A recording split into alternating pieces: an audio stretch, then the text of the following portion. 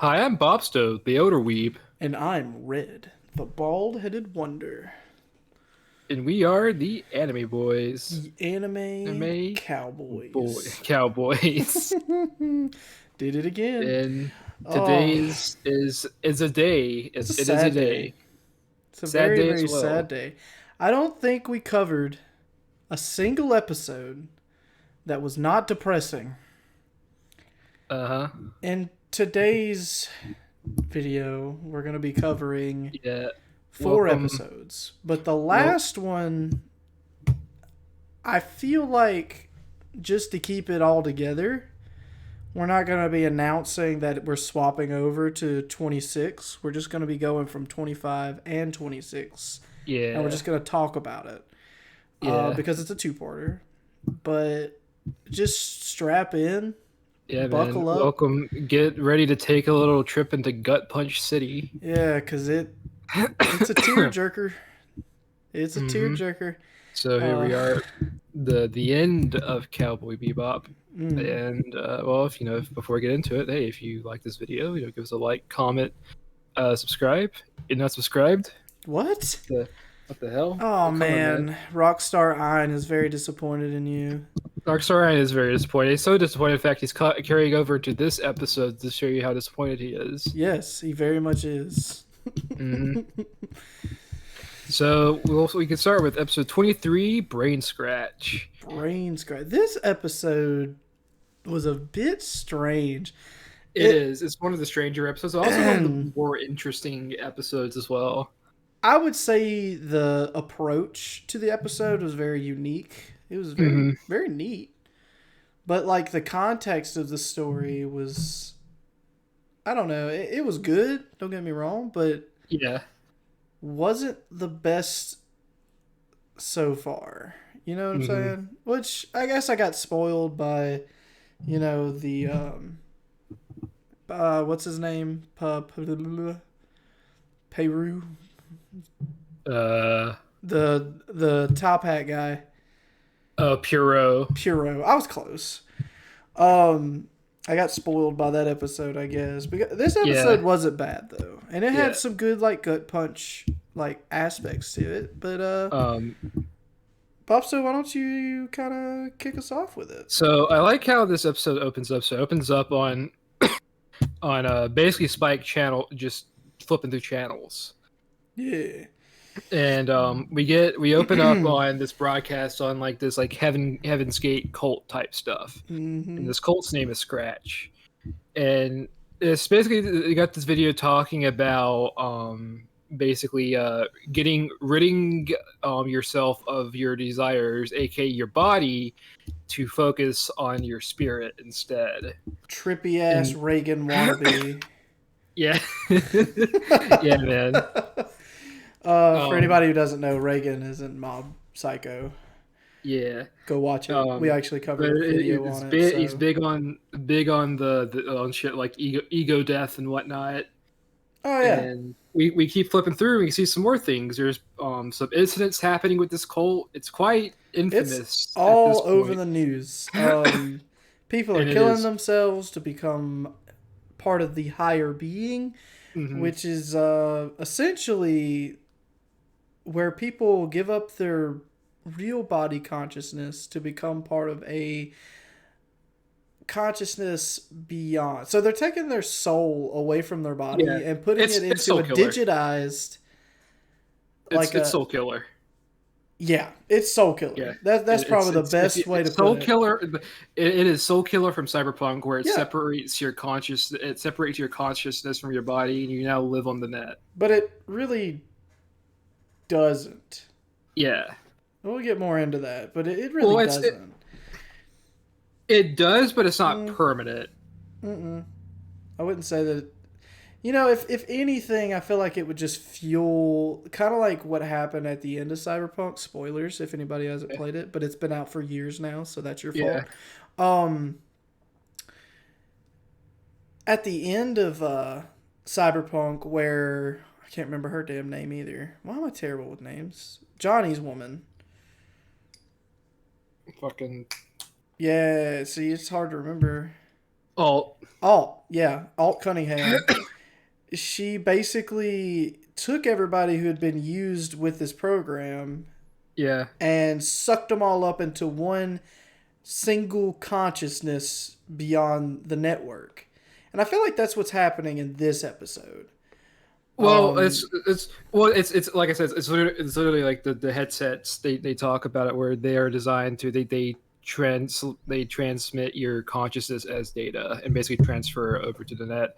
yeah. From here, it doesn't seem like it's a permanent transfer, but temporary as long as you're wearing the headset. It's It a does start to it does work because as we'll see later on with Jet, it does actually work to some extent. it's Sword Art Online except a lot deadlier. Yeah. Um, because that's exactly what happens in Sword Art Online. But we change over from that. So basically, there's like a talk show, like talking about these headsets.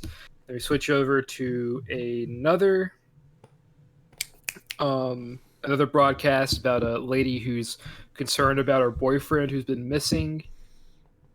And then we get the most interesting one where there's a group of members being interviewed, and one of them is Faye, Yeah, of all which people. yeah, and she seems to have been caught in the regime of what's Hmm. going on. And Spike stops the channel for a second. It calls Jet over there to look at the TV. And he's like, "Look at this idiot. Look at this utter fool, this baboon of a person." Yeah. What the Um, fuck? and then they're just like, "Well, what's going on with this scratch thing? What's up with this guy?" And then they look him up. This man has a 38 million bounty on his head. Yeah, he is So we super find out fucking why wealthy. V is trying to be a part of the program right now, Hmm. because she's trying to get the Get bounty. that bounty. So Um, he keeps channel surfing. Um, oh, we also find out what this guy is. Basically, he's like a neuroscientist who designed these headsets, yeah, and whatnot. And it basically went bad and disappeared for a while. Then all of a sudden, when he came back, he came back in the form of Scratch. right. And so And nobody knows who this guy actually is, or where he is. where he is. Everybody is searching. There is no fucking chance for his identity to be found. Um, why are my notes so goddamn vague?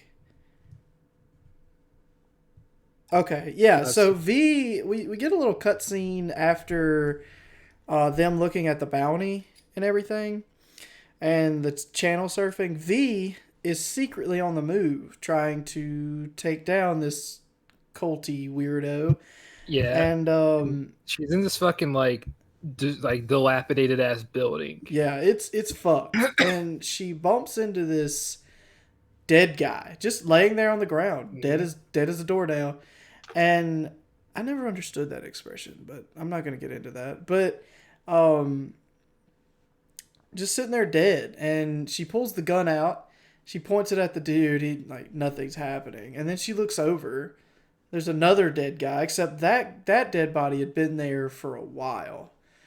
Mhm. And there was like dead bodies pretty much everywhere in this building. And all of a sudden, this TV turns on, and who is it, Bopsto? It's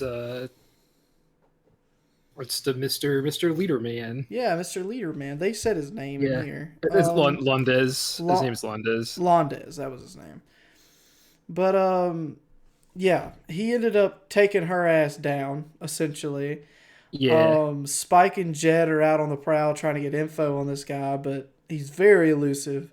No information's being leaked. No information's being dropped. There's this little scene with Jet asking this old man who was supposed to have worked beside this guy, but the guy's got Alzheimer's and doesn't know anything about the guy, yeah, and just no information at all. So and they've hit like a road bump, roadblock, yeah, and Ed has also been looking all over the net for this person. Hmm. We get this short little scene of them all on the Bebop, and Ed's just like, no way, just Yeah, kicking. she's just having this fucking fit while her like fucking noodle arms are flailing. Dude, that was so crazy looking too. Like Yeah. it looked insane. It looked really bad.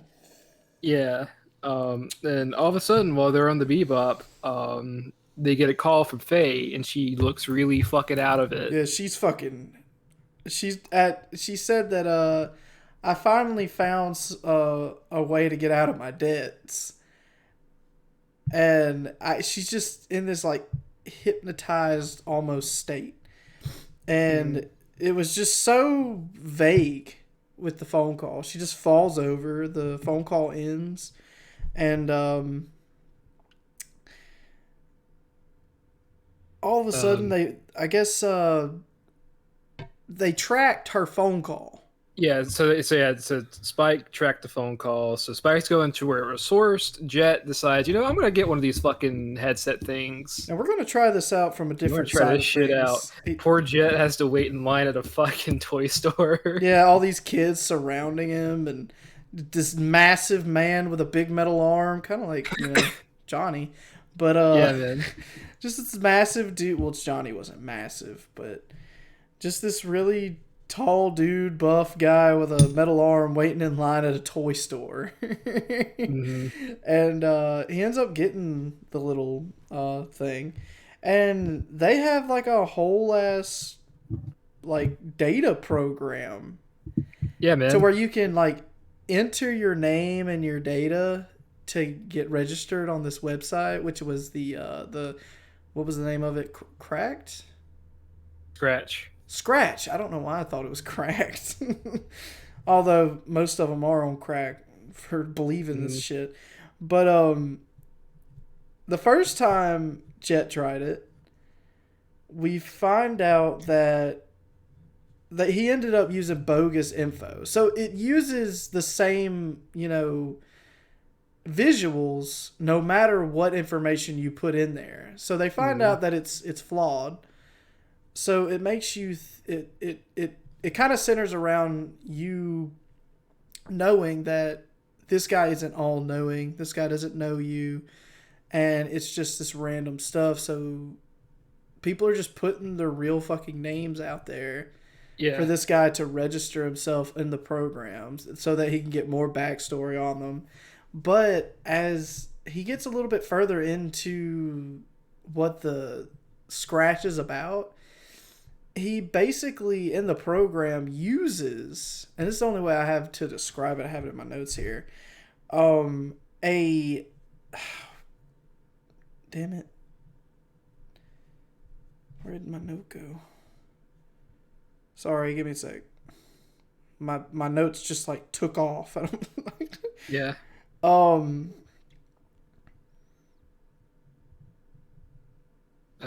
Damn it.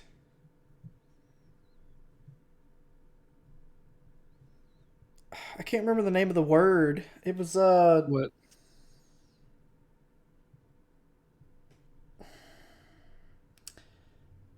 Subliminal hypnosis. There's my note.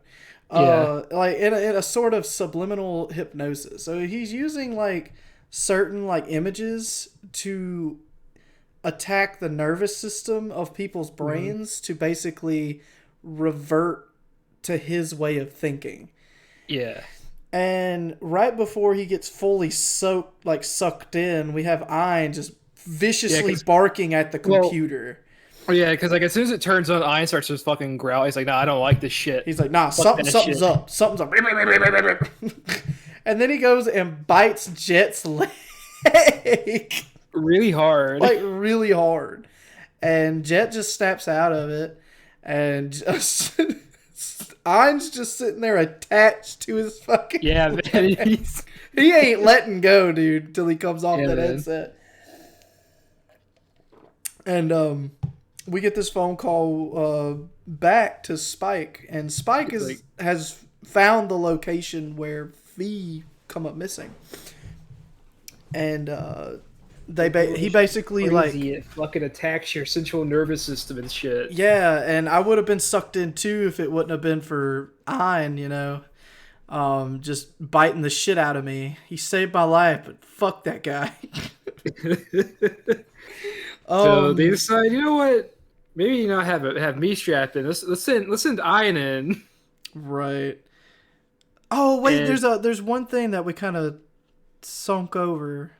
yeah. Big Shots is being taken off the Oh yeah, air. they get taken off the air. Yeah, and basically what the Big Shots is the bounty This is the hunter bounty hunter show. station where they talked about Yeah. bounty hunters and what they did, and apparently their ratings were garbage, so they're canceling the show. And our Yeah. fabled lady's tune changed. Yeah, man, I like this so much that she's so outraged She's that talking like this right here, and then she goes, "My agent will hear from this." yeah, man, she fucking breaks character super fucking quick. Which actually, it's quite odd how something so like significant within Cowboy Bebop happens in this like very minor episode. Yeah, dude, and I will discuss more about that later. But either way, Spike basically finds where V is, and we get cut back over to Jet, Jet and Ed. They got Iron in the fucking machine. Yeah, they're gonna. Strapped and ready, They're like, ready to if go. a human's nervous system can be attacked, I'm sure a dog's can. And I said, nah, fuck that shit, dog. I's chilling with this fucking headset. It's covering most of his fucking body. Dude, he turned into like cyberpunk Ed or Ein. Yeah, man. Oh So man. they turn it on, and all of a sudden, as soon as Ein is in it, shit starts getting fucked up. And as you brought up, it seems that Ein himself is like hacking into the Yeah, he starts shit. hacking into the program itself because, and the only reason we say that is because Jet was sitting there looking at the computer and all the shit was being hacked through, and Jet's just like, "Oh, that's awesome, Ed. Thank you." And Ed's just sitting there not touching the computer, and all we get is like this little small visual of Ian like rotating his head and like shifting the headset around, shifting his head. so he's breaking into like basically the underlying code of the program, and he finds a GPS locator of where the signal's coming from or being broadcasted from. Mm-hmm. And it's from a hospice. It's from a hospice center. hospice center. So and fucking and then decide they're gonna go out, and they're pulling the fucking father-daughter routine. dude, Jet is back in his suit, baby, and Ed plays her part perfectly. Yeah, man. Maybe she goes a little too hard into it, but Daddy, like, Fasha. But there's a security at the door. I'll let you do this one because there's a fucking security guard, and he's like, "Oh, what? Who are you here to see?" He's like all super hard. It's like, "Oh, sorry, I'm just taking her to see her brother," and he starts telling this dude this fucking long ass sob story. Oh yeah. All while Ed is just being Ed. Oh yeah, Ed is just like laying it on thick, dude. Laying on very thick. And this guy, like, I don't know what the fuck Jet told him, but this guy starts crying. And it's like, you guys go on Go in. ahead. Just go ahead. It's so sad. And dude, Jet, he needs to be like theater. That dude's fucking good. Yeah, dude. Oh man, Even he was pulling some fucking tears. Yeah, Jet is very convincing. So basically, the story was they were trying to get back there to see her brother who'd been hurt in an accident and blah blah blah, but they didn't go into detail about the accident. Mm-hmm. So they got back there, but it sorry about that. They got back there, but it shot us back over to Spike.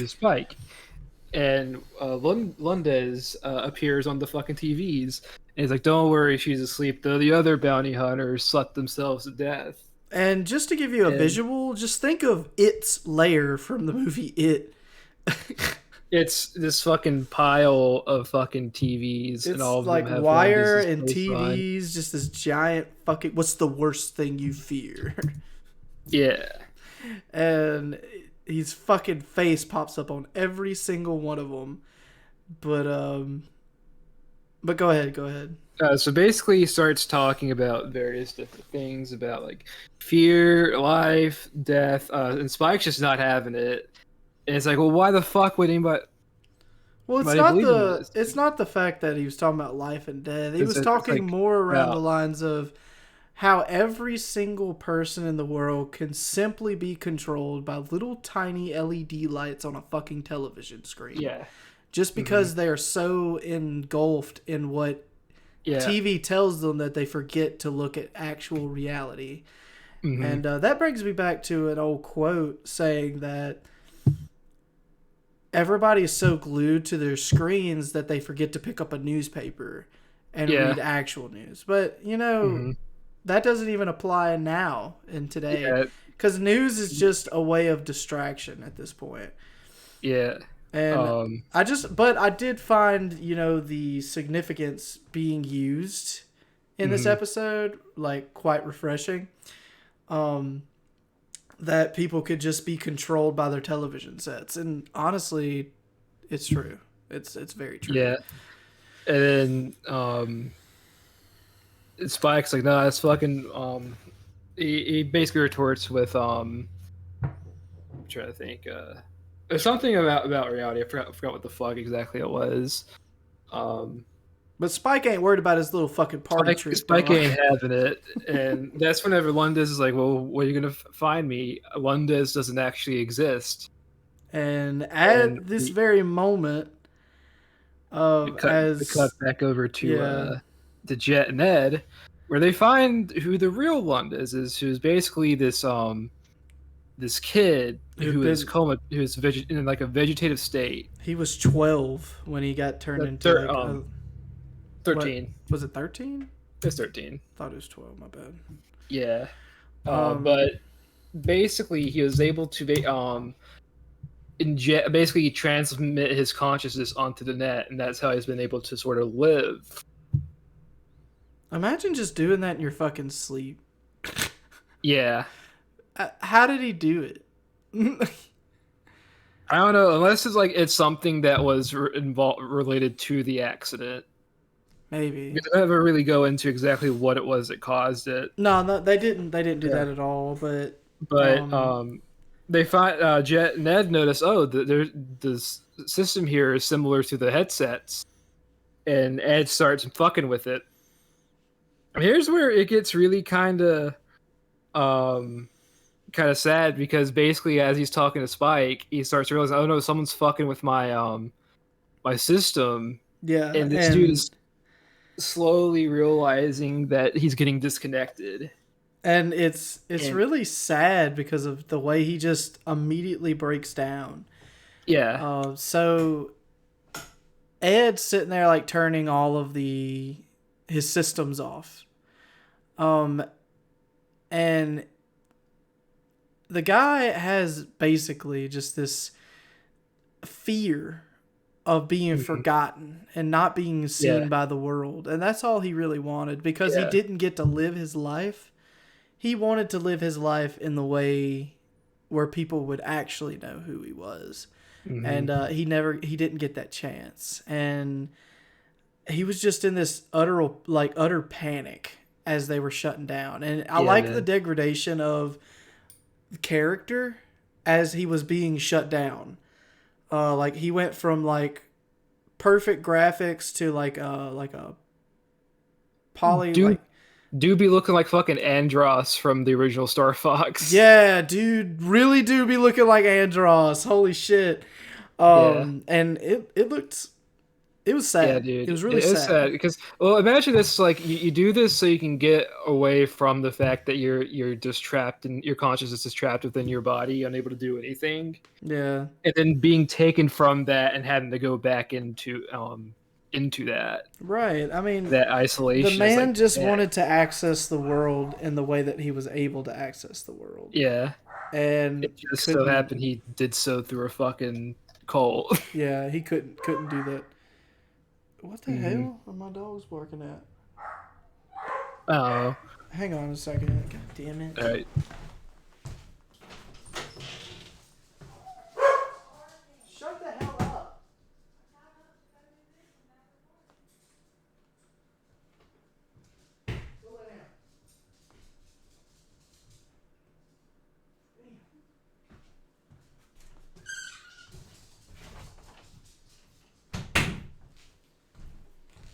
Sorry about that.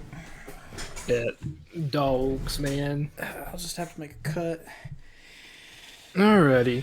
So, but that's basically the end of Brain Scratch. Yeah, that's the end of that episode. But that brings us into three of the most heart wrenching, Man.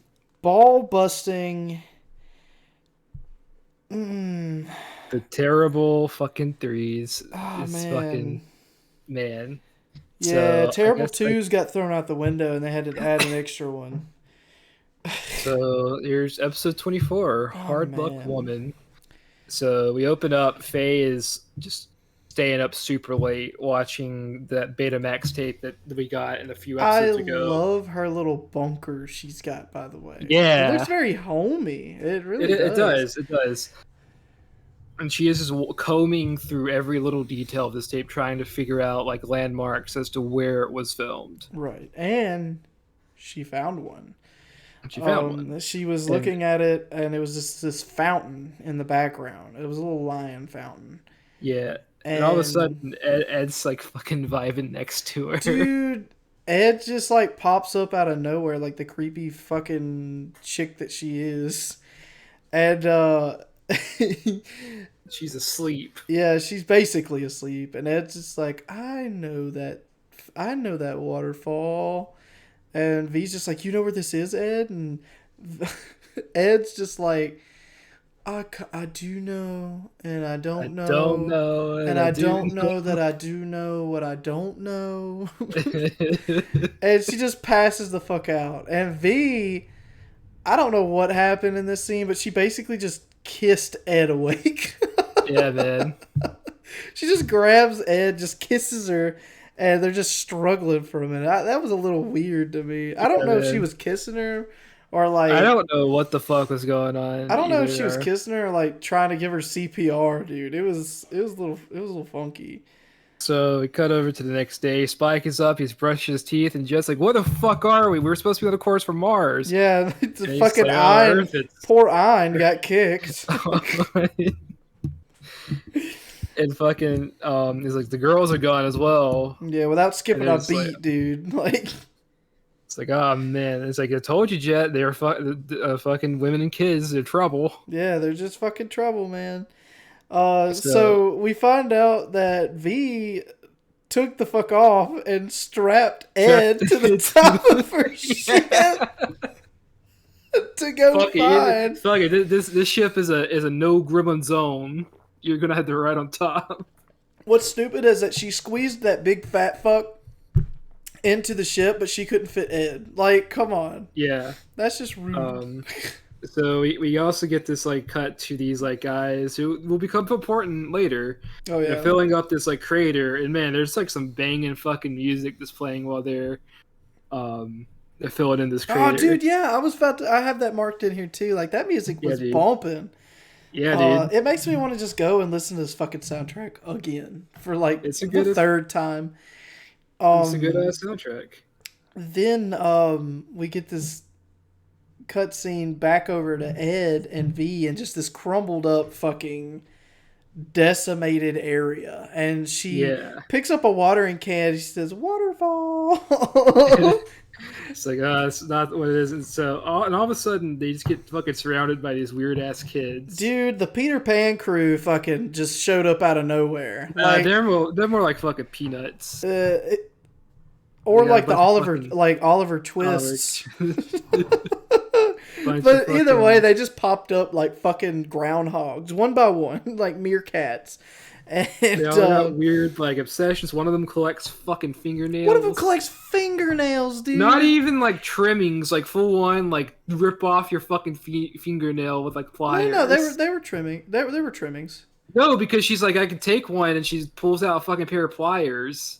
Well, no, that was nail clippers, dude. Yeah, they look like fucking pliers. No, those were just like really big like clippers. Because if you saw the ends of them, they were blades. Yeah. So it was just the trimmings, because like the way the bottle looked, it looked like just trimmings, because she was bouncing them up in the tube. So she just collects nail trimmings. And I think she said trimmings in the episode, didn't she? She said nails. She even asked she asked for the pinky. I don't think that would. I don't know. We'd have to go back and check that one out, I but would it's have to not go back and important. check it out. Either way, it's creepy. Like it's just as creepy either Yeah, way. and what's Um, even odder is they all seem to recognize Ed. yeah, they just all of a sudden find Ed, and then we get this cut over to Ed, and Ed's just like, Ed's been found. Like what the fuck? I didn't even know I left. Dude, Ed led V to her old home by mistake. Yeah. Or not her home, but we'll get more into that in a second.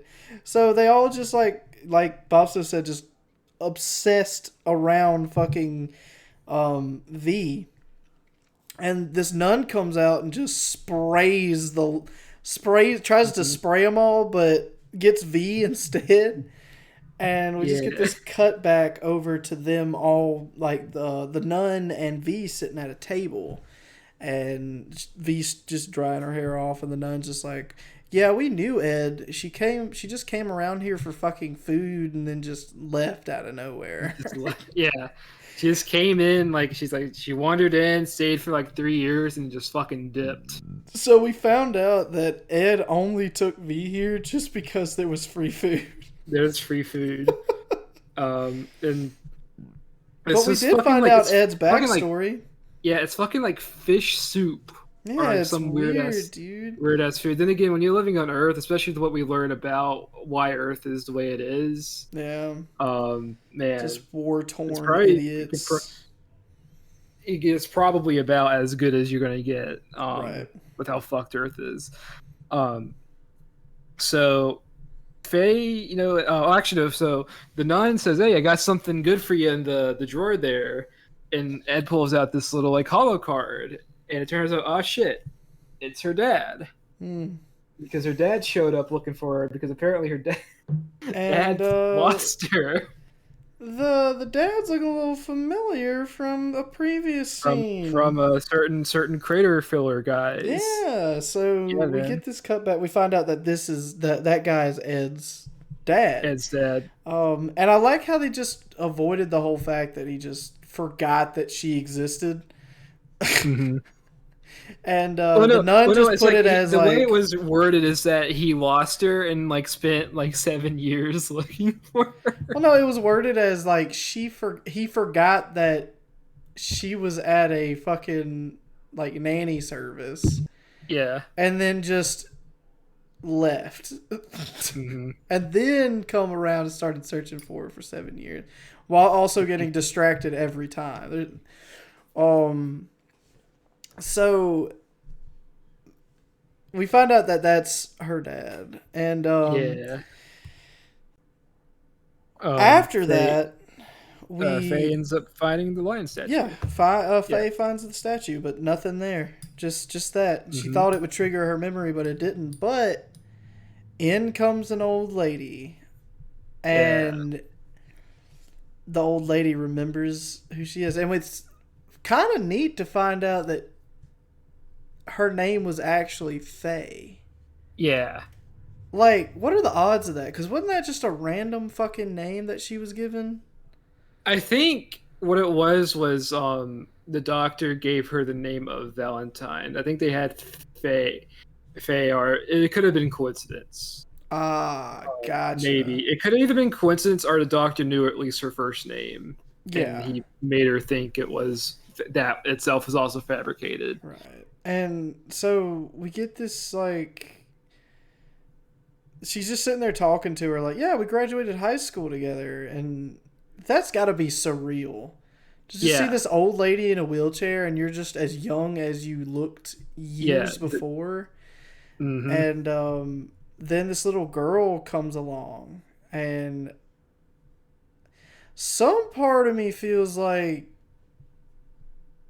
I don't know what the connection to this girl was. I think it's just her granddaughter, and that she was about to tell her about who Faye was, and then Faye just cuts her off and said, "No, I'm just a ghost." Maybe because they didn't retouch it, so it wasn't my theory. It's definitely not the theory I thought it was. But yeah, she just kind of dips out of there before she finds out anymore, and they get. Dude, the music in this particular scene as well, where she's driving back to the fucking Bebop and Ed's just Oh chilling on yeah, top of the dude. fucking ship. Yeah, it's And you nice. get like the sunset Uh with Ed huh. just sort of sitting there. It's like, man, It's good for sure. But we come back and they come through the door and Jet's just peeved. He's just like, "Hey, you took us off course. Now our whole fucking whole course is ruined and our bounty is getting away from us. What do you got to say for yourself?" Faye just gives this ice cold fucking stare. And Jet immediately drops it. He's just like, "Oh, I wonder yeah. what's up their butt. You know, like they got something that they want to hide."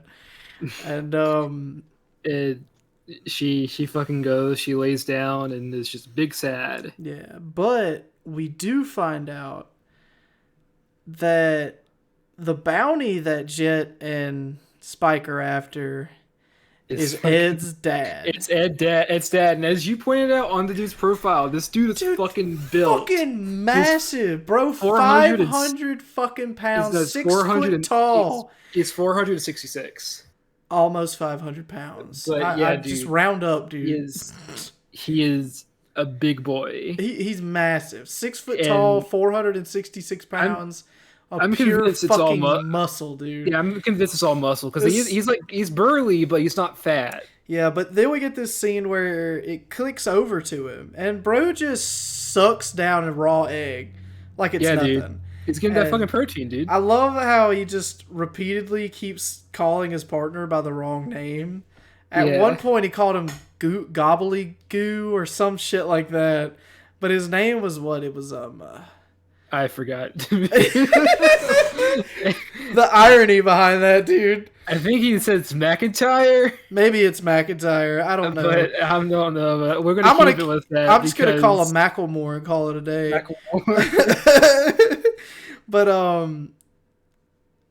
all of a sudden we get cut back over to Faye, and she's Faye. laying in her bed, or no, she's showering.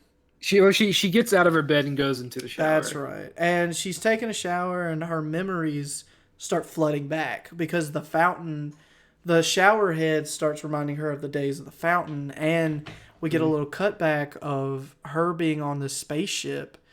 And all of a sudden, one of the engines explode. We see the gate incident happen. Yeah, and it's That's what it was, dude. This fucking fucked gnarly, up, it dude. split the fucking moon. Yeah, it split the moon, which Yeah, is insane. and then as we will find out later, and also that's the reason why Earth is fucked up as well. Exactly, because of the fucking. Because the fucking gate. I just Imagine love how how it's fucking just. cataclysmic that has to be that it basically destroys an entire planet. Well, I mean, if and you its really think moon. about it, it's like basically blowing up a layer of space.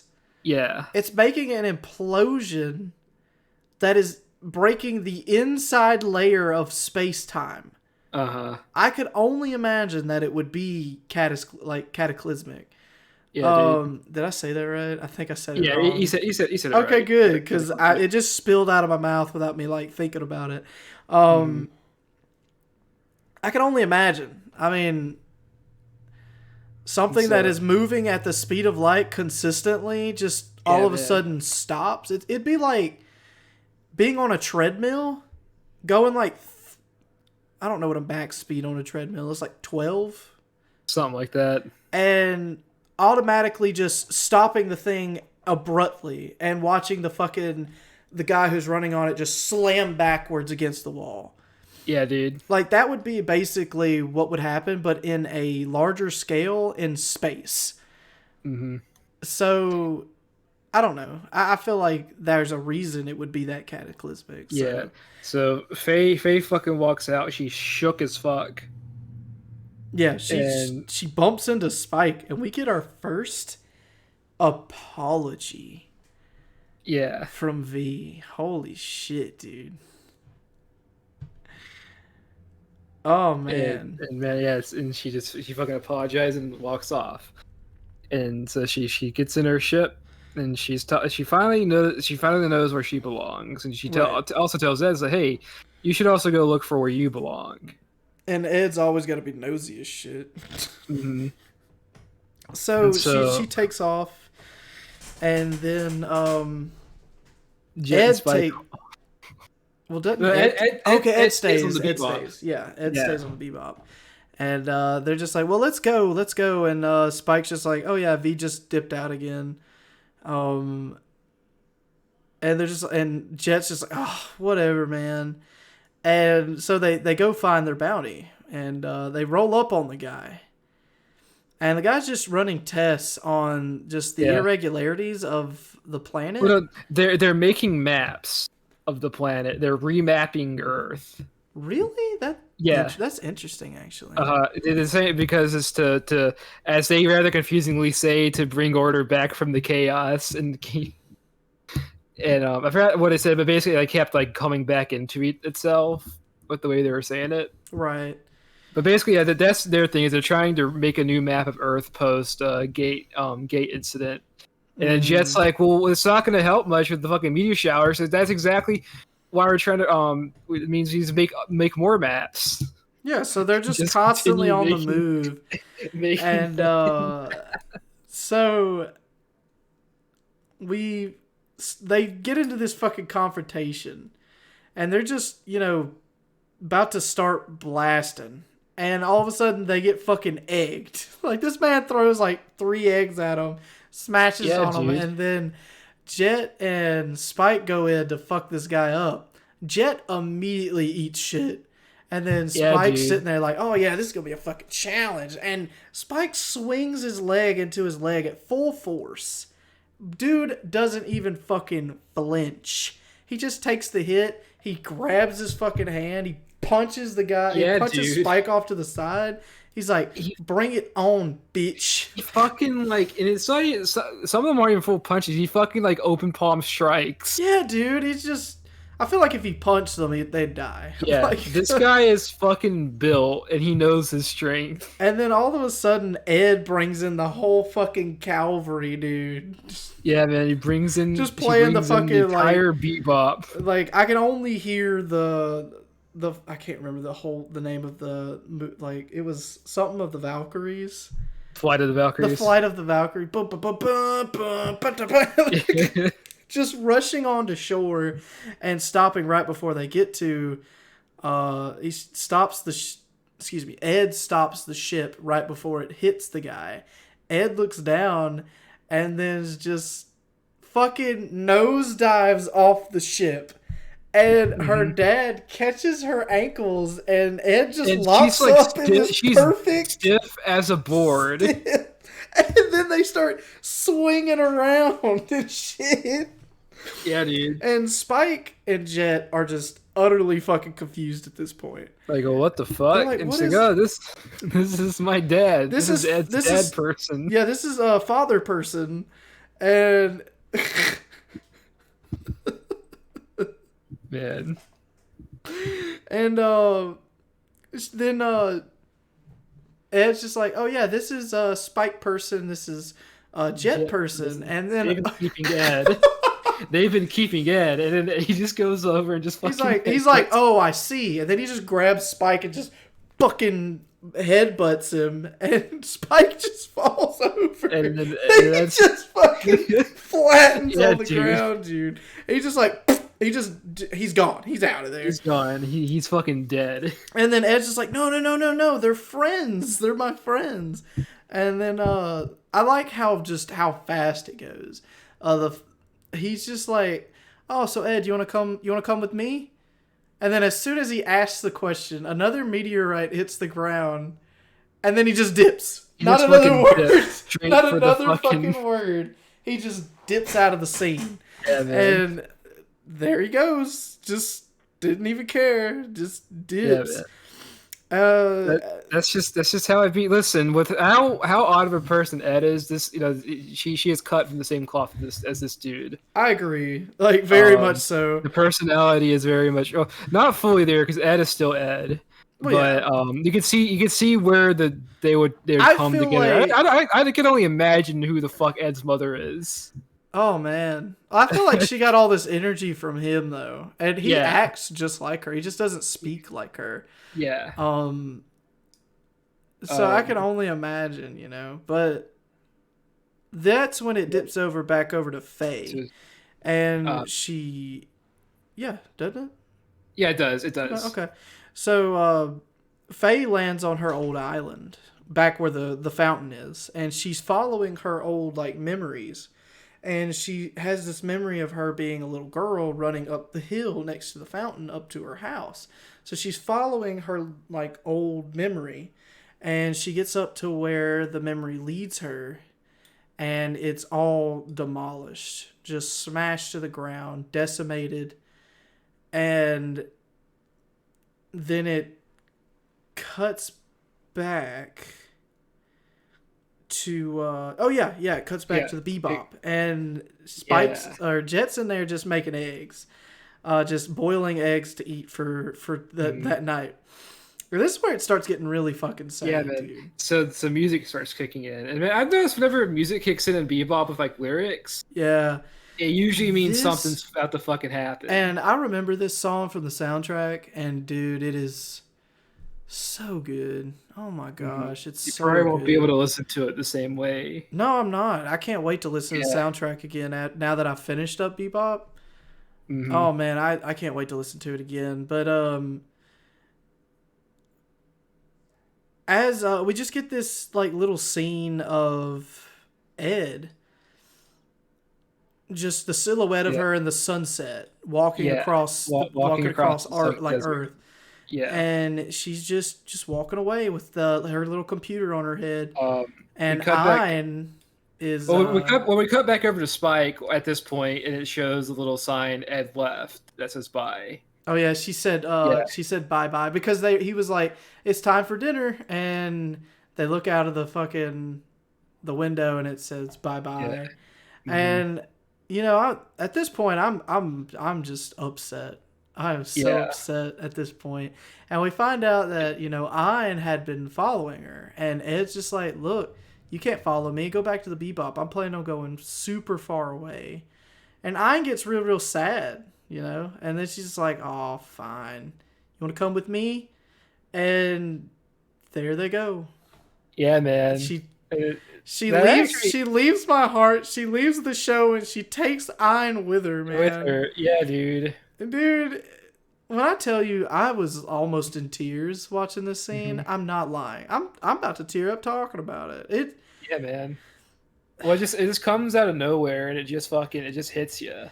And I Um, love how which I think Faye's words also had some effect on Ed because she yeah, said, go find where you belong, exactly. and so Ed takes that to heart, especially after finding her dad. Exactly. And it shows scenes of them, walking away, and Faye drawing like a line in the dirt um, at her old place. And we find, context says that they both went their separate ways from the Bebop. And Yeah. as this is going on, like in between scenes, you just get fucking Spike and Jet just shoveling in the fucking eggs Hard boiled eggs. just to console themselves, um, just to have to keep from absorbing what happened. And And then that's it. You could ask Bopsto at this that's point. at I this was point telling him, you were telling me that it's like, can we just record the episode now and just not finish this? I don't want to finish this. I didn't. When Ed left and then Yeah. V left, I was like, dude, I'm done. Like, I'm done with this. I Yeah, can't man. handle any, like, Can't handle any more of what might happen because whatever it is, it probably is going to be just as devastating. and boy, was I And fucking boy, right, dude. yeah, dude. So let's get into episode Yeah, 25 and the 26. the real folk blues, which is Dude, like which I is mentioned, the exact same title as the ending song. so I might get a little emotional talking about this one Yeah, dude. because I'm already kind of emotional talking about Ed Yeah. leaving with Ein, dude. And then So, listen, like I hear the song in my head playing, and yeah, it's dude. super fucking It's just sad, fucking dude. yeah. So Um, we open up on Julia walking in the rain as a vocal. I noted this. It's a vocal version of the song that plays of the music box song that plays that exactly. played in the first episode. Yeah, I caught on to that too. I was like Hmm. that's the tune from the It's music box. and Um, she gets a call telling her that the elders are closing in on her. Right. And And then it gives us like little tidbits of Vicious yeah, making his moves on the founders of the syndicate, and he busts in the doors of the syndicate where the three wise men sit and blasts the and beds fucking apart. blasts it apart. He's And going full on coup mode. all of a sudden, the lights turn on. They're surrounded. Vicious is surrounded by the three men, and they take Vicious away. Yeah. Um, Well, I like what they said. They used a fucking fortune teller that told them yeah, that what Vicious was going to do. I Basically, a snake would guarantee, bite them. I guarantee it's the same fortune teller that has been being used through the series Probably. because And it's fucked, dude. and as he's being taken away, at first he's like, "Well, why don't you just kill me now?" He's like, "You will not decide when you. We will decide when you die." Right, man. And he as they're going away, Vicious gives a very innocuous yet eerie threat of, "Oh, just so you know, sometimes a snake's venom is slow acting." Well, he did warn them to kill him then. Yeah, Like he really which did. He's they like, "Go should ahead have. and save you the Yeah, trouble, and go ahead and kill me now, because this is the only moment you're gonna fucking get," yeah. without actually saying those words. You know, I And like then how he Firo just kind fucking of dipped off his shoulder. yeah, man, and Um, he fucking like doubles down and says like, a sometimes a snake's venom is slow acting, yeah, and they fucking take dude. him off, take him to the hole. Right. And then we get a scene where Spike and Jet are down in the dumps about losing their friends at the Yeah, bar. man. And then all of a sudden they get fucking ambushed. Fucking gunfire raining from I tits like everywhere, I bro. like how sudden it is. Like it It just like is. they're just It's there, and all of a sudden, dudes just bust it. Like all of a sudden, you actually don't see anybody. You just see fucking gunfire yeah, immediately. dude. And it's just like they immediately take action. You know, they dip behind the bar. The arcade. I love the impact of the bullets on the arcade machine and shit Ah, like that. dude. Like the gunfire is very surreal in this Mhm. fucking anime. It's It's got it's it's really got good. that '90s anime gun I wish destruction. that they would have never gotten rid of that though, because that is the most realistic looking gunfire, and like Yeah, because like gunshots today in anime, which you don't see a lot of, yeah. don't look like that. They're very very animated, and Oh, I think I it's because with here, it's like this was like traditional like cell animation, so they really went hard on the detail of it. yeah. Oh, Maybe by the way, while it's on my brain, it's off of the Cowboy Bebop. But I found out today that Mappa used to not always be great. yeah, You remember me telling you about the Doro Hidoro anime? yeah, I found out that Mappa was part of that, yeah. I told you about that. and it looks like crap, dude. It is. It's it's not the worst looking Come one. on, that shit was It's garbage. it's not too bad. I've seen worse. Listen, if I haven't seen worse, I would agree. But I have seen What have you worse. seen that's Pretty good. worse than that? Because that CGI was awful. Ultraman, Okay, I can't Netflix, I can't quote you on that one because I haven't seen it, but Netflix Ultraman. I want to check that out tomorrow if it's still on there. It's not good looking. I want to check it out Uh, anyway just to compare. fucking Um, Berserk. Nothing's gonna look worse than Berserk 2016. that's true. At least it. Listen, I'll give you that one. you can not. I'll say like it does. The 3D animation does kind of fuck with the dingy aesthetic of Dorohedoro, Yeah, but I'm not man. gonna. It's not bad 3D animation. I don't It's know. just not. It It's needed not to what I be do. just this rugged, like very rigid animation, and that Yeah. made it so clean and vibrant and colorful, and I hate it. I hate it. Uh, It's not supposed to be. It's supposed to be just this dark, grungy fucking look to it yeah. and vibe, and it's not. It's not. But I hate it, but anyway, it's fine. I'm sorry. I'm sorry. It hit my brain. yeah. But anyways, tangent aside. Sorry. Um, uh, Well, I was going to say as well. It's like, but like it's got that the detail in the gunfire. It's got that what I call that '90s anime gun destruction, But it's good. It's where really it's good. fucking. You see the detail of the fucking craters that each bullet leaves. Like, It's stuff that the first Ghost in the Shell movie does that really well as well. I definitely got to check that out. By the way, So much so that the way like the bullets destroy shit influenced the Matrix. didn't know Uh, that. That's like a you neat know how you know the way factoid. the bullet you know when they get to the fucking main Well, the bullet high singing. section where they're saving Morpheus Yeah, and you got the bullets just destroying the fucking columns. yeah. They were inspired by like shit from the way guns acted in like Ghost in the Shell and whatnot. That's interesting fact. I Yeah. had no idea. Mhm. If you'd like, there's a good video that the Corridor Crew did when talking about like anime and its like live action counterparts. Okay, well, I might have to It's check good. that out. But either I'll way, like, but they anyways, dip behind the counter. They bartender get gets fucked. bartender's dead. Jet gets a bullet in the leg as he dips behind the counter, and then all of a sudden, Spike shoots a syndicate member in the forehead, and then another guy comes whipping around the corner, and Spike Yeah. stops himself from shooting him because he looks like a very familiar person. He looks like Lin, and He she's like, looks oh like no, Lynn. this is Lin's brother. Yeah, Um, which is oh, what was his I name? Jin, I want to It say was no Shin. Chin, It was Shin. Chin, Chin. Okay. I want to mention I like the fact that Spike goes to fucking drink a bit of what the bartender was going to serve him. And he's Yeah, like, too much vermouth. too much. He fucking criticizes this man's drink after he's dead. Yeah, no, like the ultimate fucking like disrespect, man. Yeah, man. But They say Shin comes in and saves their asses, and he yeah, basically tells them that, hey, fucking the elders are gunning to kill you guys in Julia. yeah, and then we get a cut back to a backstory.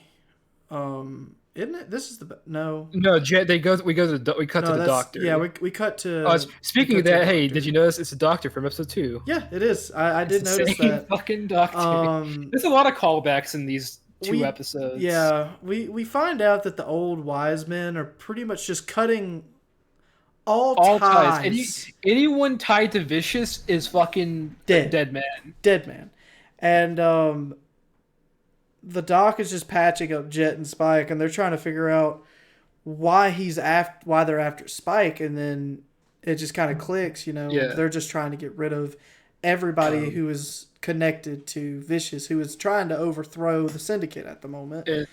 And at this point, Jet's like trying to reason. He's like, "Come on, it's like it's not even your business anymore. Like, why do this?" So I find it very funny, in a way, that Jet allowed Spike to become part of the Bebop crew, given Yeah, that Spike has such strong ties with the Syndicate.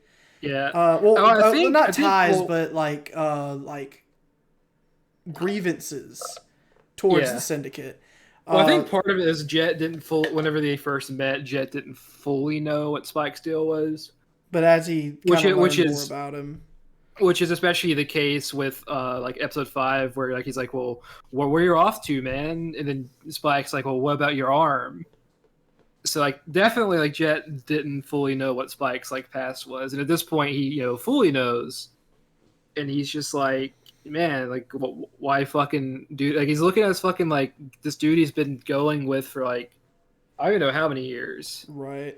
I Um, find it funny that Spike knew about Jet's arm before Jet told him about it, yeah, because he was part of that like little group for a while. group, yeah, I love how everything comes full circle in this anime, everything's dude. starting No, to everything connect. comes full circle as you continue through it. Like Yeah, it's man. been throughout the whole series.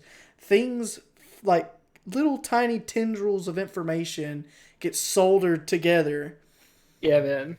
And it's really to fucking form good. this giant fucking beautiful portrait, which is this fucking anime. It's done extremely well. It is. It's very, very done. It's done very, very well. And that's when we get flashback Flashback. from Spike. One of many flashbacks that happens in this very small bit of time. But we get this flashback of him going to tell Julia that he's quitting the syndicate and that he wants her to come with him. And he said that he's going to meet her at this spot. Or she tells him to meet Spike at this spot. Yeah. Well, he tells her to meet him at a graveyard. Thank you. I could not get that shit out. He's like, he said, meet me at the graveyard. I'll be in it and not, right. I'll be in it, not in one of the graves. Yeah. And I love at this point, it shows us a little, the little figurines on the windowsill from the outro.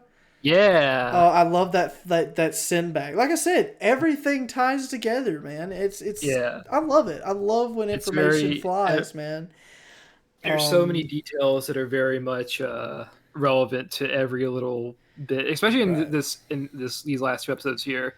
So we cut back over this is where we get a cut over to Julia driving, and then we cut back over to the flashback where basically Vicious found out what Spike is planning and sets her up to kill Spike. And listen, you're gonna either both you guys die or you kill him and you live. Right. And so the visit that she set up with Spike was basically her setting up a way to kill him. Mm-hmm. And he didn't know about it. But that cuts us back over to V at the airport. And we get this little tidbit. Bopsto, you want to talk about it? There's this older lady. She's sort of chilling at this airport, and she's just really worried and whatnot. And all of a sudden, her son comes and picks her up, and she calls him Fredo, but he gives some. She asks him like, "Have you found a job yet?" It's like, "Oh no, not yet." What about your co-host, the blonde one? Oh no, she's marrying her manager, from what I remember. And that's where it clicks. Oh shit, that's the fucking Punchy, the fucking the big shots guy. I never put it together, dude. Bopsto was just like, "Hey, does that guy look familiar to you?" And I'm like, "No, not really." And he's like, "Oh, it's the guy from the Big Shots thing." Yeah, man. That's him. He's not speaking with the fucking his Mexican accent. Right. He's talking normally. Yeah, man. And but as this scene, passes, V gets back into her ship and Spike contacts her for help. So get your ass back to the ship. Jet's hurt. I need your fucking skills right now because Jet can't fucking move. Like, shut up. Quit giving me your excuses to get the fuck back here. She's like, fuck you. Clicks the button, the FU button, and we get this little section of Julia in the car. Yeah. Being chased down by the fucking syndicate. I like how she tries to not get involved with it, but she ends up inadvertently getting roped into it. Dude. As soon as Julia shows up, she shoots a tire out of the car that's chasing Julia. Julia stops. V just hops in the back with this perfectly looking stranger. Just hops in there. Car's chasing after him, throwing fucking grenade launchers at them. And V shoots their tire off, and then that leads to them getting away. And basically, I wanted to mention one thing as well that kind of hurt a little is that after she ends the call from Spike, she's like, "Oh, he should be fine. He has Ed9." Yeah, and it's like, man, that was sad, dude. It's like, oh no, she doesn't know. She doesn't know, but why would she? She left. She wouldn't. Yeah, she left. She was chilling in her imaginary house. Right, but we just get this scene of her and Julia and V sitting on this cliffside off the side of the road, and Julia's just like, "Hey, do you know where I can find where bounty hunters hang out?" And she's just like, "Oh, well, there's bounty hunters everywhere. They hang out in different places." She's just like, "Yeah, but I'm looking for a specific bounty hunter." Mm-hmm. And at this point, Julia's just like, or not Julia, but V is like connecting who she connecting is. the dots. She's like, And And she's like, oh, what's your name? It's like, Julia. It's a very common one. As soon as she hears that name, it's like, oh shit. yeah. And so she drops Faye off back at the airport next to her ship. She's like, next time you see Spike, give him this message for me. Just tell him to meet me there, and he'll know where I'm talking about. And without Yeah, even explaining to her how she knew her and how she knew she was hanging around Spike. So we find out that she's been doing reconnaissance on Spike for a little while. yeah, man. She's been staying up. But I like this part because it transitions over to To Spike. Spike and Jet. Yeah, Jet's So laid there all busted up on the couch. He wakes dude, up. I love the fucking lighting in this scene Oh, me too. It's so beautiful. much. So Jet gets up off the couch, kind of wobbles over to Spike, where Spike is sitting there looking out of the window of the Bebop at this beautiful sunset, man. Just yeah, man. amazing looking sunset. We get this little like side panel look of Jet walking next to him with a crutch.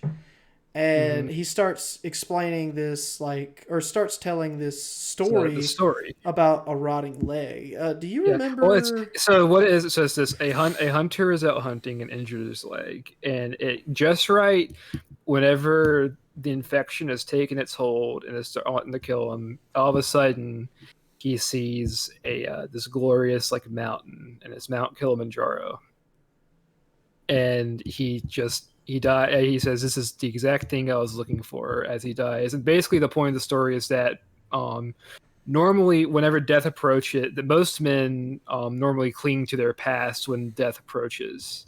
Yeah.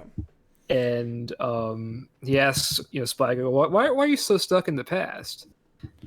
And then But Spike gives his reason he about starts spilling Julia. the beans about Yeah, Julia and his past. I love these next parts, dude. yeah, Oh man. my gosh, it gets so good. So V shows back up.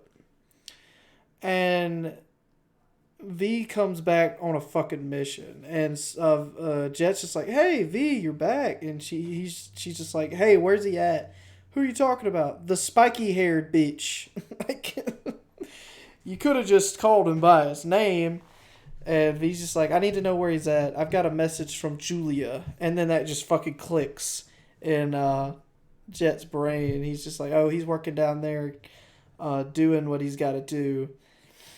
And as she's going to go find him, Jet gets a call from an old contact. The same guy he was talking to at the top of the building in the episode where the assassin guy was after Spike. He's also the guy that what they were talking about with the Sea Rats, the Sea Rat terrorist group as well. You're right, that was him. Yeah. He was reading the porno mag. Yeah, man. He was reading the old Playboy. He's reading those fucking porno bags. But the Joy Toy magazine. So he basically tells him that Spike's in a lot of trouble. He's on the syndicates list, and there's nothing that they can do about it, and that they need to get off of Mars quick. And Jet's like, "Oh, it's too late. Yeah. We'll take fate as handed to us." And so Spike's sitting there getting ready to load up and bust, bro. And Faye kind of walks up behind him, and Faye's about to say something, but then she tries to walk away. Fucking attacked. What is it? Just immediately start getting attacked. No, they because it's before she could even tell him what she was but doing. at first Spike was just like, "Hey, you got something to tell me? What's the information?" Yeah. And as soon as she went to go try to tell him, that's when they get attacked. And he's just like, "You come at a very terrible time." Like, yeah, man. You show up and then trouble gets here. So she got tailed by a bunch of fucking syndicate ships. Yeah. And the Bebop is being attacked. Yeah. And so, it's a good thing. At this point, I'm very glad Ed and Ein left. Yeah, man. Because they would have had to been a part of this. Mm-hmm. And I guess that they needed to leave for everything to wrap up the way that it did. But it still hurts, you know? Yeah, man. I feel that. But Spike just like gets into his ship, and then V just gives him the info. Like, hey, Julia said meet her here. Well, at first he's like, this lady she said to meet her here is like, whatever. What's that supposed to mean to me? And then she says Julia. As soon as she says Julia, he's like, oh, Got it. got it. Jet, I'm ready to take off. And then he opens up the bay. Spike gets the fuck out, starts attacking. We get this cool scene of him trying to avoid the shots from the Syndicate, and he's fucking up the Syndicate. And the Bebop gets fucking shot, but it attacks one of their main engines, and the Bebop starts going the fuck down. And I like as well, it's like cutting over to Vicious's execution starting as well. Oh yeah, it does. All this is happening. All this is happening. You got the fucking sick ass sax music that was playing during, I think it was the I want to say it was the episode with Jet's like X when he was chasing. Maybe it might be. It's either similar. that or the one with Grin.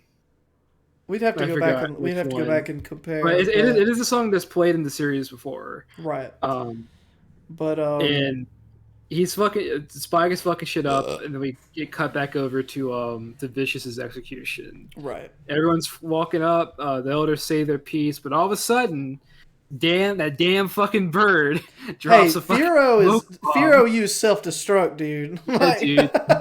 Fucking laid out a fucking smoke bomb, and it turns out, oh shit, Vicious had some of his men planted in with the guards of the fucking elders. Exactly. So the guards shot off his handcuffs.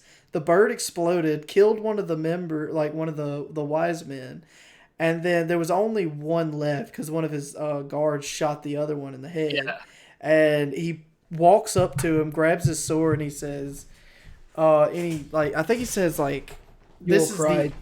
You'll cry tears of crimson. That's right. That's what he says. I'm surprised I didn't write that down. But yeah, man, it's such a good quote. And he fucking slashes the dude's eyes. And that's how he dies. Yeah, he just fucking dies. And it's crazy because that cuts us over to Vicious being the one and only holder of power of the Red Dragons. Dude fucking played the long game. Yeah. We get a little cut off from this moment though, and ship is like going down, and V is going down with the ship, the Bebop, and he tells Spike, just go find what you're missing. Yeah, go find what you lost is specifically what he said. Yeah, go find what you lost. And so Spike just dips the fuck out. And then the Bebop starts slowly going down to the ground. But that's when it kicks us back over to Vicious, getting wrapped up, essentially. Just wrapping up, cleaning up the dead bodies and him looking at the frame of the Red Dragons. And Spike meets up with Julia at the end of the episode. Yeah.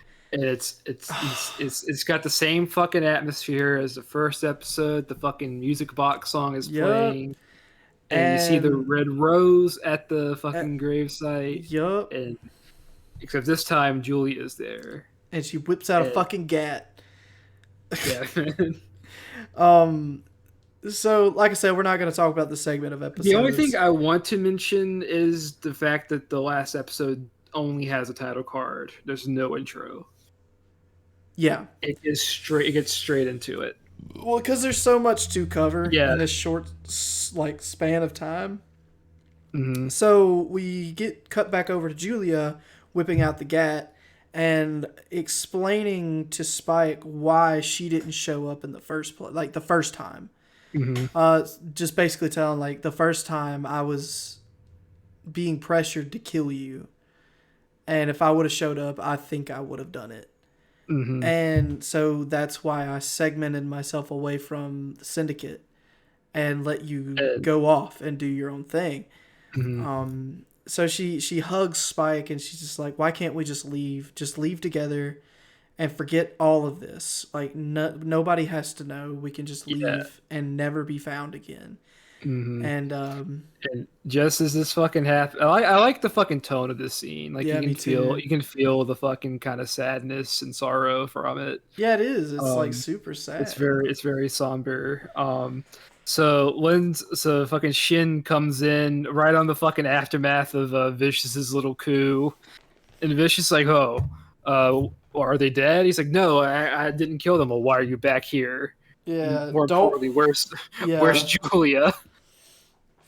He's just like, I couldn't find her. And he's like, look, Like, man, don't follow in the footsteps of your brother. don't be like your bitch ass brother. Sorry He fucking died like a bitch, and if you do so, you're gonna die like a bitch too. about that. Damn, dude.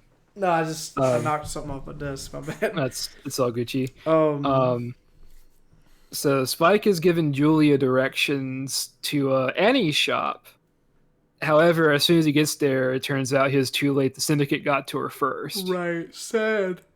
Because like And she man, just starts talking about the fucking weather yeah, before she dies, and she just kind of hunks over, and that's it. hmm So Spike immediately goes back there, gets the stash, starts getting loaded up, dude. And Julia's just like, we could just leave, you know. We this is like more enough reason to just pack up and go. And Spike is like, Spike at this point is like, nah, this shit's personal now. yeah. Spike He's like, I'm just gonna said, stay and yeah. fight. Spike said, I ain't running away like no pussy, man. Like, nah, Mama that didn't ain't raise a happening. bitch. Yeah, Mama didn't raise no bitch. And as he's sitting there loading the shotgun, it clicks us over to Jet. Jet and V's having a little conversation, and V's basically trying to get Jet to go after Spike. And Jet's just like, this is his business. He's trying to hunt down some old memories, and this is something that he has to do. And V pops off and says, well, you're the one who told him to go. And Spike says, you fucking right I did. My ship's in, my leg is busted. My ship is busted. I told him to get out of here. Yes, because he's nothing but fucking trouble. And obviously it's nothing but like a ruse to try to get her off his back. But he starts asking questions about it's just like they just started pressing each other's buttons, basically. Yeah. And he starts asking about Spike's mystery woman. And I love the way that V describes her. An angel from the underworld. Yeah. Well, she's like, she's ordinary, like the type of ordinary you'd become obsessed with. And, yeah, the type of ordinary you just can't leave alone. And the dangerous type of ordinary. The devil on earth, essentially. Yeah. And it's sad, you know, but true. But it cuts us back over to Spike getting shit done, dude. The store's getting blasted. This fucking shotgun of his. Oh my gosh, man. It's fucking ridiculous. It is. Like, it's like the shotguns in Cyberpunk, bro. Like, that shit means business.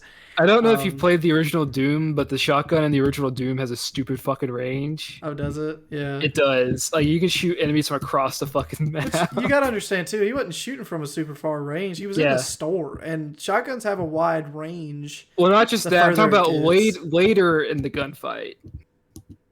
Oh, yeah, okay. Yeah. Because he doesn't change weapons. He still uses the same shotgun. Right, yeah. This fucking store immediately fucking shootout occurs. Yeah. And they're ascending, going upstairs, shooting dudes. Dudes dying. Dudes dying, getting fucked. Julia's fucking some shit up as well. Yeah, this ain't her first rodeo either. And they get up to the rooftop, and Spike shoots one of the guys coming out, and they think that they're good, so they turn around, they start running.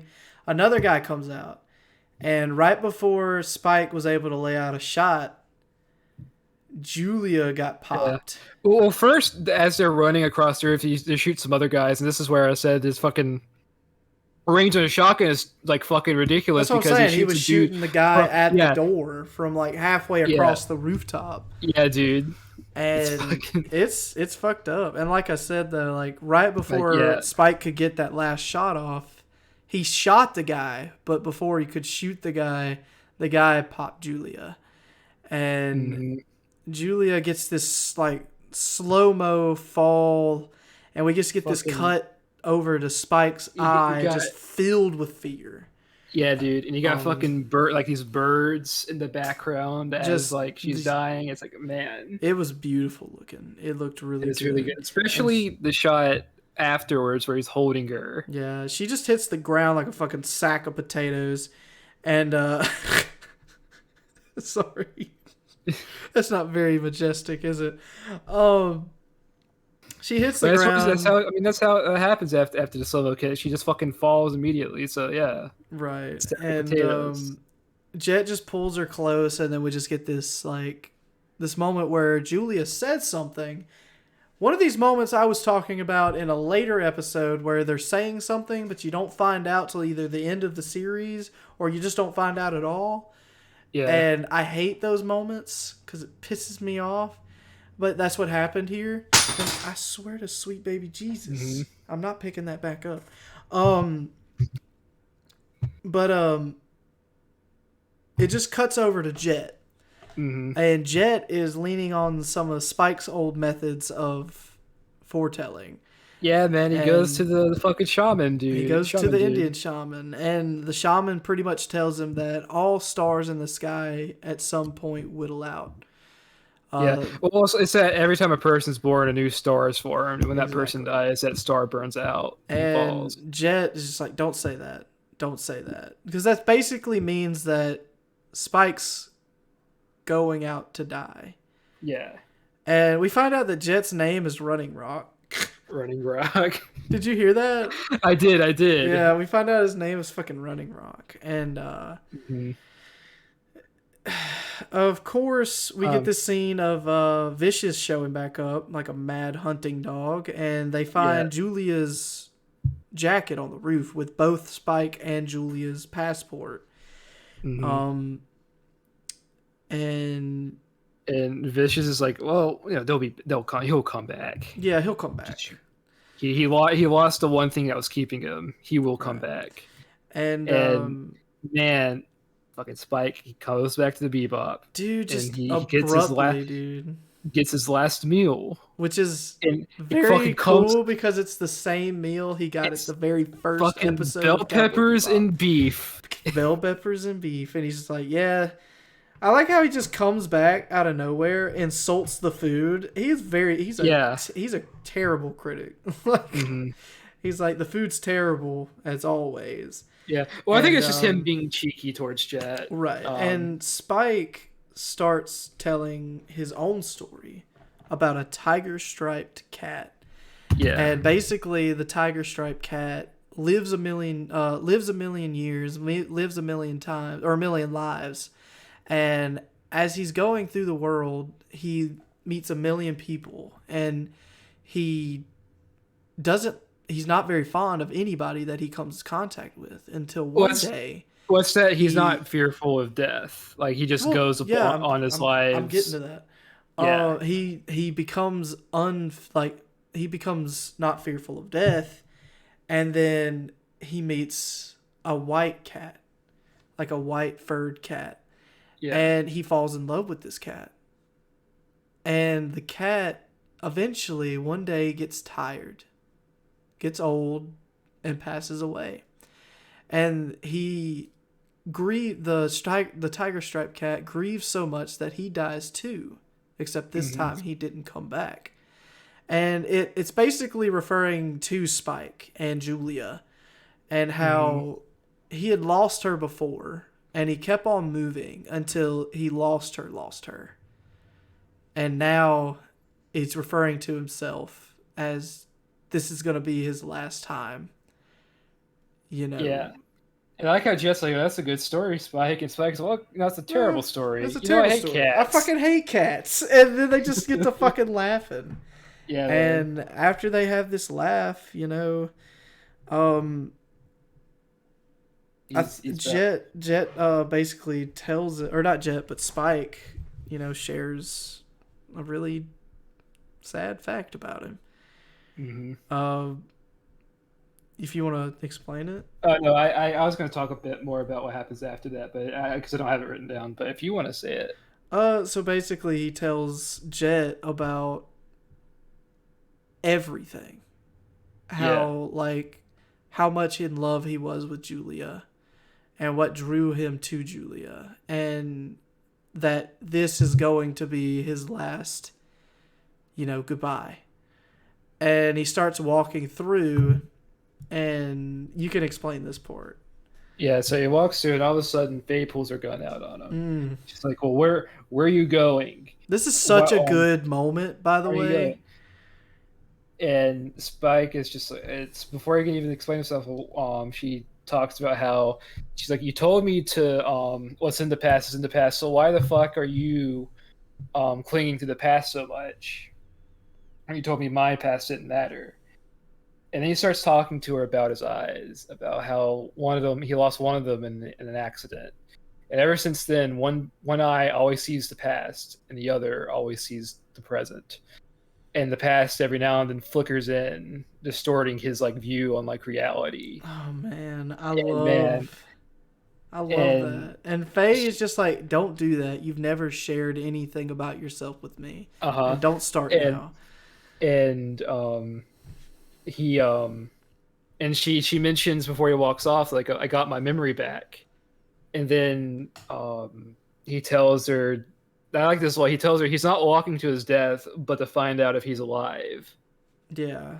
And And man, V goes to shoot him, but shoots the gun up into the ceiling, and Spike doesn't even flinch. Like he's yeah. just walking. Um but Spike And rolls out to handle his business for the and last time, dude. the fucking ending song starts playing Oh man. as he's setting it We out. get And you get this, a bunch but of this is cool, really fucking cool. Oh my yeah, god, man. He walks through the front door. He yeah, subtly kicks a grenade through the front desk. It explodes. And then you just get this vision of him trudging down the hallway in this smoky hallway with him having like a few scratches from the explosion. Just hair everywhere. Just this like barbaric look of Spike. You know, something that we hadn't seen of yeah. the side of Spike. He runs, he's getting shot at, tries to go up in the elevator, he gets in there, he rises up to the top floor, he explodes the top floor before he gets there, Mm-hmm. just to blast some people away. He gets up there and he takes Dude's tearing shit up. yeah, he takes a volley of bullets towards him, and he gets one into his arm. And then all of a sudden we get a moment where Shin pops up around. Yeah, And then Shin comes, I think he comes out of the elevator. he does. And Shin pops out of the elevator, takes his back, and they start rushing through together. And Shin goes through the fucking hallways with him and ends up getting Dude, shot. yeah. Well, there's also one bit where they run down the hall first, and Spike sets fucking C4 in the hallway. Oh, yeah, so dude. it sets off whenever the syndicate guys cross over to it. Exactly. And And it's insane. then Shin gets shot, and he's fucking dying and shit. He tells Spike that Vicious is waiting. Yeah. Go get him. And I like this shot because like he starts running towards Vicious's like chamber, and you just see he cuts back to like Vicious like waiting there, with the sword out, and eventually he makes it in. He makes it in. Spike at this point he's taken probably the most damage he has in the entire series. Yeah, And he's like, he has a bullet wound in his arm. He has a very big scratch on his forehead, and he's running up the stairs. There's just this giant fucking explosion. Again, Vicious survives another fucking explosion like a goddamn fucking GTA character. I just can't understand Vicious and explosions. Like, it just can't be touched. I swear to God. Listen, that's just how evil Vicious is. But Spike runs up the stairs, and as he's running up the stairs, of course, Vicious being Vicious throws a fucking throwing knife at him. It sticks in the same arm that he got shot in. And they go at it hand to hand, and they're fucking fighting. Vicious is kicking his ass because like Vicious is kicking his ass. This is also the first time you see Spike like moving, like his movement is like slow now. Well, I mean, dude got shot in the arm because of how much damage he's taken. Throwing knife. I mean, dude's hurting. Like I said, this is the most damage we've seen Spike, and this is the most like it shows in his movements as to how hurt he is. Yeah. Fucking he's kicking his ass and shit, but eventually Spike is able to like deflect his weapon away. Yeah. And it knocks both their weapons away. Fucking the sword lands towards Spike and the gun lands towards Vicious. And Man. we get this little little saying that they're just like, well, this is it. This is the moment. Let's see what we're made of. And it wasn't those exact words, but it was similar to those words. And he shoves the sword back at Vicious. Spike takes the gun, and then they both attack at the same time. So he shot Vicious. Vicious tumbled over. Vicious died. Mm-hmm. And we get this scene to where Spike also got cut with the sword. And Spike's going down the stairs. We get this little segment to all the damage that had been done in the building, all the people that had died. Yeah, dude. And it's he starts trotting down the stairs. Spike starts trotting down the stairs. Yeah, and it's like super really bright, hurt. like heavy. It's like the shot is highly saturated with light. Well, that's because the sunlight come up through the tower. I know, but I'm saying like, it's just very heavily lit scene. It's Spike is slowly walking down the stairs and bloodied, and there's fucking syndicate guys at the bottom. Oh my god, man! Just trying to figure out his next move. And Spike, what Spike do? Oh my goodness, man! He pulls his hand up, puts it in the form of a gun, and he just says the word bang. And as he said bang, he fell over on the stairs. And man, the song that plays after is it's so fucking good. So I want to mention something about the bang thing is I own the series on DVD. I just need a moment. Okay. Oh my goodness, man. I'm reliving it and I don't like it. Yeah. So I can pour one out. Oh my god. It was such a fucking impactful moment that me and Bopsto just shut the fuck up. Yeah. For I know 5 minutes. A good bit. Just a whole ass moment of silence. Yeah. Oh my gosh, man. But go ahead, say what you're about to say. I wanted to mention that. So I own the series on DVD, and the one of the images on the back of it, because how a lot of DVDs have sort of little scenes from the show or movie on the back of it. Yeah. That one, the last fucking image on it is Spike holding up that damn finger gun. It shows you literally a shot from the last episode. Are you serious? Yes. Huge ass spoilers chilling. But you wouldn't really know that until... You wouldn't until you did. Yeah. Yeah. So it's oh man. So it's fucking the song plays as the camera's panning up to the sky. Yeah. And eventually it reaches space. Oh, and man. The last fucking shot we see is it focuses on a star, and all of a sudden that star dies. Yeah. And it's just, man. We get this message that says you're going to carry this weight. Yeah. Which is, you probably picked it up, but it's a reference to a Beatles song. It is a fucking Beatles song. Yeah. Oh my god. Also, Julia is also a reference to a Beatles song. I'm an idiot. I love the Beatles. How did I not put that together? Bro, I wasn't even thinking of the Beatles, dude. Oh my gosh. Yeah. That's sly, dude. That's pretty good. But it makes sense for why they would, because of how the series wears its musical references on its sleeve. It's heavily inspired by old by classic music and whatnot. But yeah, it's Cowboy Bebop. So Red, what'd you think about Cowboy Bebop?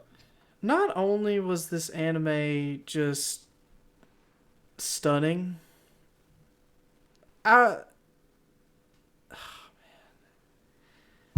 information gathering, the connections per episode, the spinning and thrilling tale of both Jet, Spike, Ed and V, all coming Uh-huh. together as one.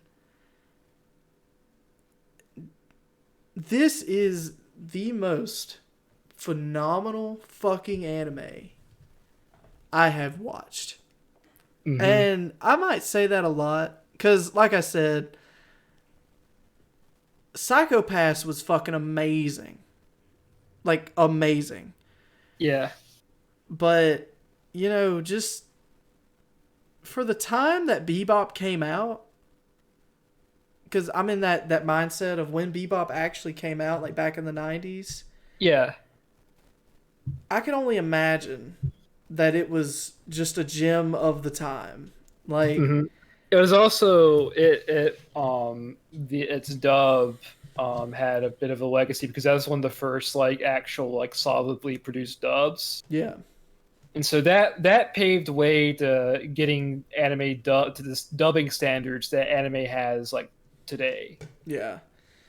It's, man, I really don't have the words Hmm. to describe it. I mean, each episode is fun to watch. It's like it keeps you on the edge of your seat. It keeps you guessing. You get the humor, you get the emotion, you get the just the intensity. Yeah, man. It's just the full package built up in this tiny 26 episode series. I feel like I've watched like a 200 episode series in the matter of 26 episodes. Yeah, And that's how it is, especially with how like condensed because like a good chunk of the episodes are like just these one shot episodes yeah, like I said, that have a beginning, middle, and end. I feel like we've been watching this series for months where action in reality we really haven't, like Yeah, it oh, it's just really good. it's just It's good. really It's great. tight It's knit. grand. And I mean that's all I have to say about it. I have nothing bad to add to this Hmm. anime. There was nothing bad about it. Usually I have a tidbit here, a tidbit there that I don't like, but there was nothing. There It's was just nothing at all.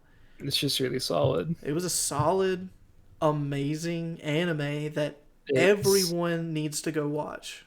it's goaded for a Um, good reason. It's not one of those where people are like, oh man, this is really good. It turns out to be either just kind of okay or just not very good. mhm. This one is like, oh, there's a reason why this series is so beloved. But Um, putting, Bebop aside, I know it won't seem like a long time for you guys, but this is our last episode for us for quite some well, time. yeah. Um, I got a baby about a week away. Mhm. I will be going a Which hiatus. which at this time will probably be like a good couple months into it. Right. Um, And like I said, by the time that this episode releases, it won't seem like a hiatus to you guys, if at yeah. all a hiatus. Uh, but it is for me and Bopsto. So keep in mind if we come back and it's a little rusty, just know that That's it's been a while, and I got a little sentimental with this last podcast because this will be the last one we're going to be recording in months. These are just back recorded for you guys so that you guys don't have to wait near as long as y'all would have had to wait, yeah. given to our original plan. We worked our butts Hmm. off, and we've recorded each week two different series at the same time, recording Psychopaths and this one. In the past couple months, we've been working our asses off, Yeah. getting these episodes pumped out for you guys, getting everything together that we felt like you guys would feel entertained by, and we hope you guys are enjoying our content. And I have to say, for me, this has been an amazing journey so far. Yeah, man. I love this channel. I love the content that we're pumping out. It gives me a way of filling my time, and I enjoy every aspect of it. And I want you guys to feel the same way. Even though you guys are not physically here, part of it, you guys are a part of it. So please let us know what you think. Please let us know anything, like anything you might want us to cover in the future. Because we are very, very open to it. We've got some newer stuff coming out this year that we hope to cover. Yeah. We'll just have to get to it when we get to it. So if there is gonna be a hiatus after this episode, we just want you guys to know that we will be back soon after this one, and that we love you Yeah, guys. man. That means we can go and cover the Netflix series. Yeah. No, we're not. Yeah. No, Oh, come on, man. no. What if we get to a point where where No. people are like, "Hey, talk about the No. Netflix series." Don't care. Oh man. Don't care. Don't care. Don't care. But yeah, that's that. I'm actually hoping, depending on when we start back, that it'll probably be around the time when Hell's Paradise starts airing. I really And if hope that so. happens, Oh my if gosh, that that's gonna be happens, a treat. I'd love for that to be the first series we come back to. Yeah, same here. Um, We're gonna try to get better about putting our stuff on Twitter, especially with this hiatus. I'm thinking about taking charge a little bit on that and trying to get more interactive with you guys on Twitter. So check us out on our Twitter. It's gonna be on every episode preview. Well, in the description in every single one of our videos. So please just click down there, go to our Twitter page, and you will get a notification to when our videos are going to be being put out. Plus, there might be a few polls. We're going to be trying to be interactive with you guys. You can, DM us about anything in particular that you guys might want us to cover, or just, tag us in a post talking about how much you enjoyed our content, or just anything you guys want. So our page is open, just with an extent. Don't get on there acting stupid, but we do appreciate, the few that we do have, and we hope to see that number rise. But for the guys that are here and for the subscribers who consistently watch our videos, thank you. Yeah. But with that being said, Bopsto, do you have anything else to add? It was really nice to get to go back and watch through Cowboy Bebop again. I remember really enjoying it back when I watched it in high school, and man, I really did enjoy going back and watching it again. And I hope at some point we cover some other '90s anime like fucking Trigun. And I know you said you're not too interested in it, but I would at some point like to cover Evangelion, because that was gonna be a little rough for me, because yeah. I don't like space mecha. I just well, Evangelion's not your typical mecha anime. I mean, I've heard a lot of Evangelion, and I've had people person after person after person recommending this to me, and I gave it a little bit of a try. I've looked it up. I've watched like little tidbits of the show. It doesn't seem like something I would like to watch, but if you guys want us to watch it and you're very adamant upon us covering it, I would definitely be okay with covering it on the channel. But I'd say I would suffer through that for you guys if it turns into suffrage. I mean, it might be. I might get surprised. There's some really interesting things with Evangelion. Like I said, it's not your typical mecha show, but other than that, just like I said, I would be super down to cover other '90s series because there's some good shit out there. Other than that, I really enjoyed going back through this. It was really fucking good, especially because there are certain things I didn't pick up on when I was younger that I pick up on now. And man, there's like I forget about how grim some of these episodes actually were. Yeah, and this one's part of it. It's fucking goated. It's really fucking good. Probably won't look at the soundtrack the same ever again. No, I especially with won't. certain other songs. I will not. I'm definitely It'll going to be be one of listening to the those. soundtrack again tomorrow. It's um, one of those that'll just fucking hit you like the Berserk soundtrack. and I Um, loved it so much. I'm thinking about getting the manga set. Like, I'm thinking that might be my next. Cowboy Bebop's anime original. Oh, so it didn't It's start an with a manga? no, it's completely it's just an anime. I didn't know that. So never Yeah. mind. I will not. There But may have been like manga made by other people based off of Cowboy Bebop, but Cowboy nah. Bebop itself is a series. Okay. Well, Um, cool to know. To know. a lot of a good chunk of '90s anime were original anime and not based off of series. Well, fine. I'll just stick So, with my Tokyo Ghoul like I'd planned but on getting. but hey, you can go and buy a Blu-ray set. I Have might. that.